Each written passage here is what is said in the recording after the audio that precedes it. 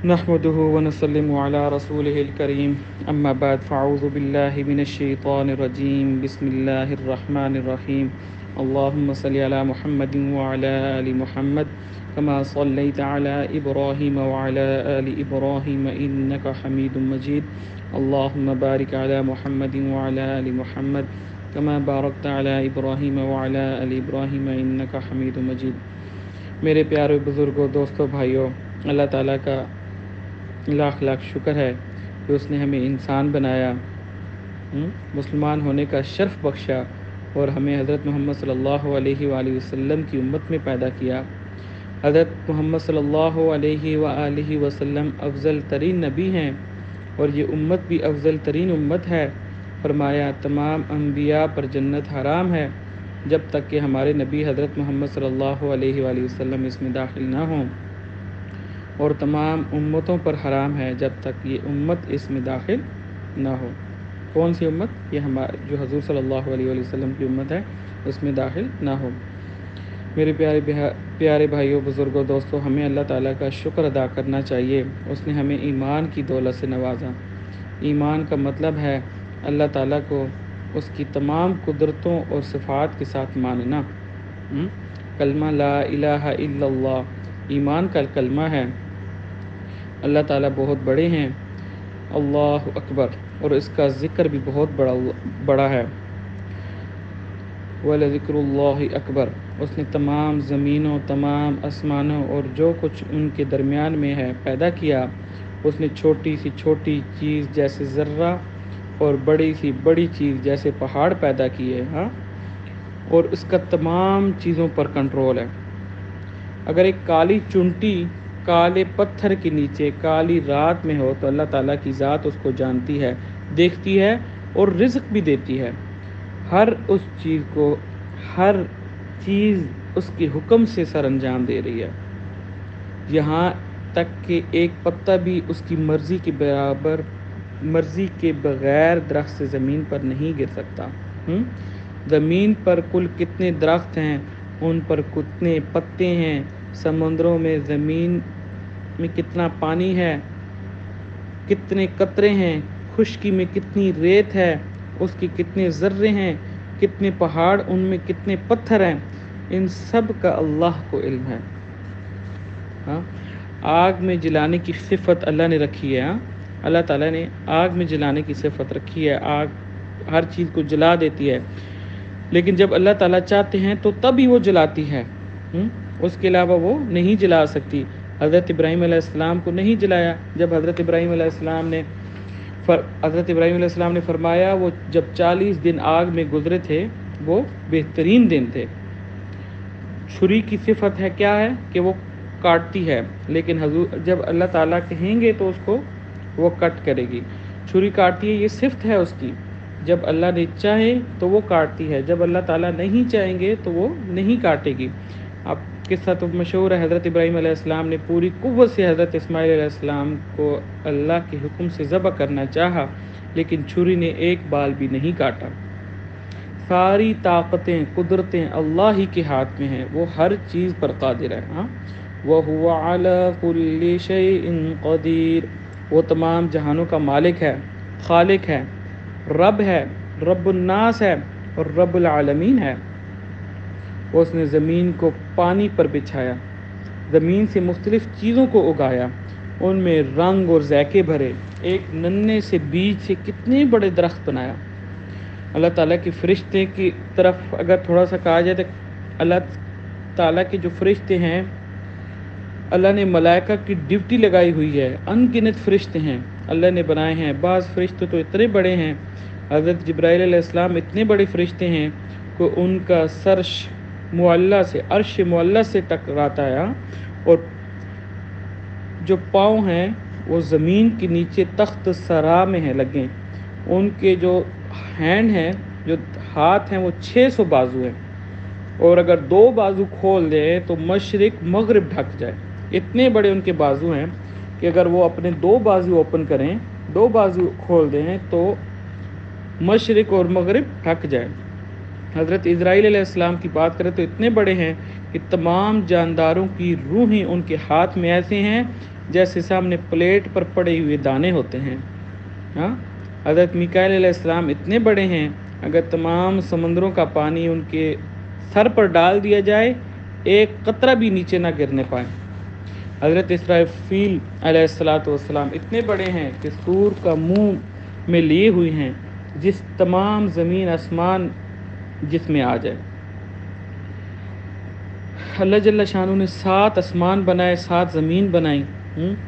اتنے بڑے ہیں کہ ان اللہ تعالیٰ نے بغیر ستون کے ان کو کھڑا کیا ہوا ہے. ہاں، اور ان میں کوئی نقص نہیں ہے، نہ کبھی نقص آیا ہے.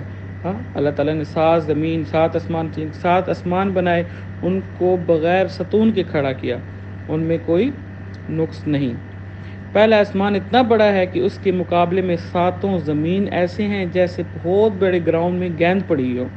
دوسرا آسمان اتنا بڑا ہے کہ اس کے مقابلے میں پہلا آسمان ایسے جیسے کہ گراؤنڈ میں بہت بڑا گراؤنڈ ہو اور اس میں گیند پڑی ہوئی ہو.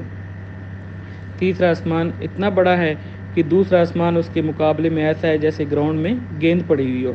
اور اسی طرح 7 آسمانوں کی بڑائی اوپر والے کے مقابلے میں گیند کی سی حیثیت رکھتی ہے. 7 آسمان اور 7 زمینیں اللہ تعالیٰ کی عرش کے مقابلے میں گیند کی مانند ہیں. تو سوچیں اللہ کتنا بڑا ہوگا. عرش اللہ کی کرسی کے مقابلے میں گیند کی مثال ہے.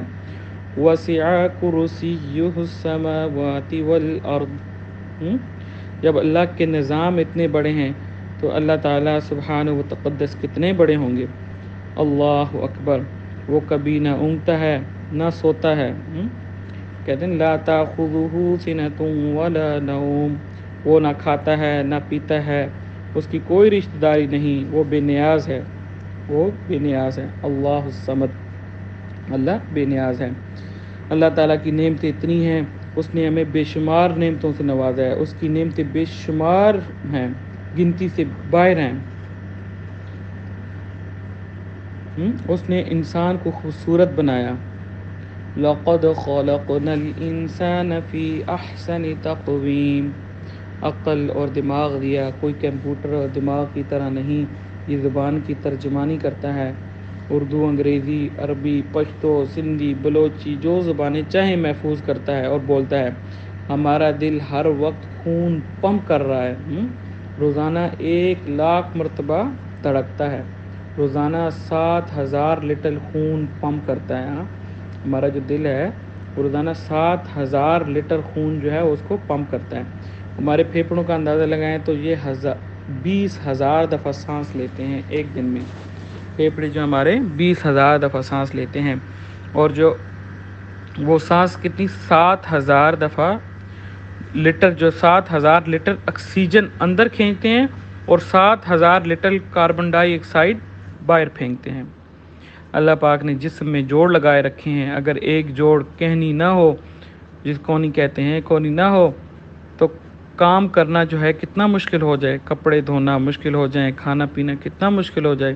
یہ تمام چیزیں انسان کی بنائی، مختلف پھل، سبزیاں، گوشت، انڈے ہمارے لیے، چاند، سورج، ستارے، زمین، آسمان، دریا، پہاڑ، سمندر، ہوا، پانی، آگ، پرندے، جانور، تمام انسانوں کے لیے پیدا کیے گئے. فرمایا اگر ان نعمتوں کا شکر کرو گے تو اللہ تعالیٰ نعمتوں کو بڑھا دے گا. لئن شکرتم لازیدنکم. دیکھیں کہ انسان کا مقصد کا کیا تھا آنے کا.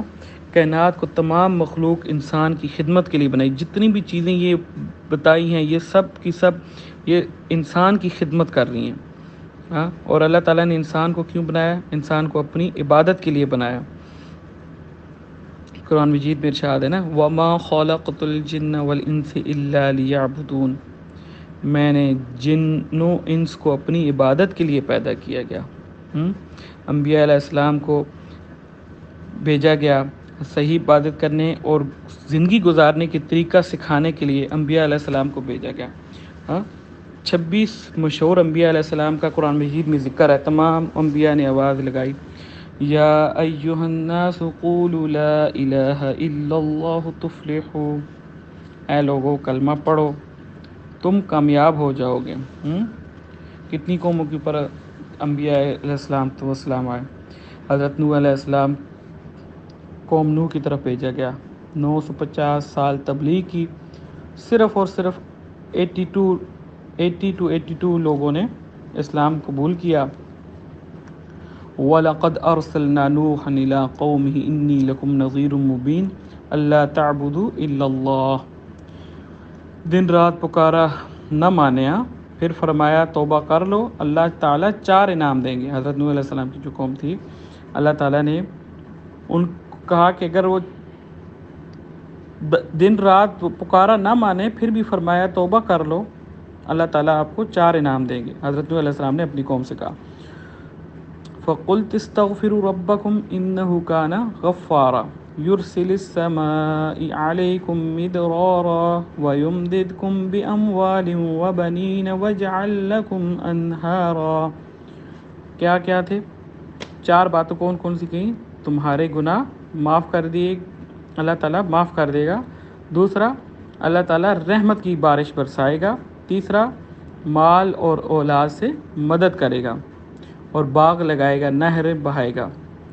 قوم نہ مانی، اور آخر میں جو حضرت نوح علیہ السلام نے دعا کی لا تذر علی الارض من الکافرین دیارا، اے رب زمین پر ایک زندہ کافر نہ چھوڑ۔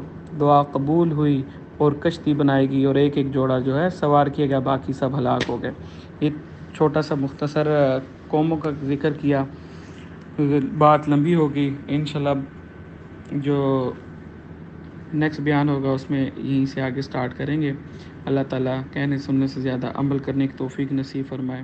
وآخر دعوانا الحمدللہ رب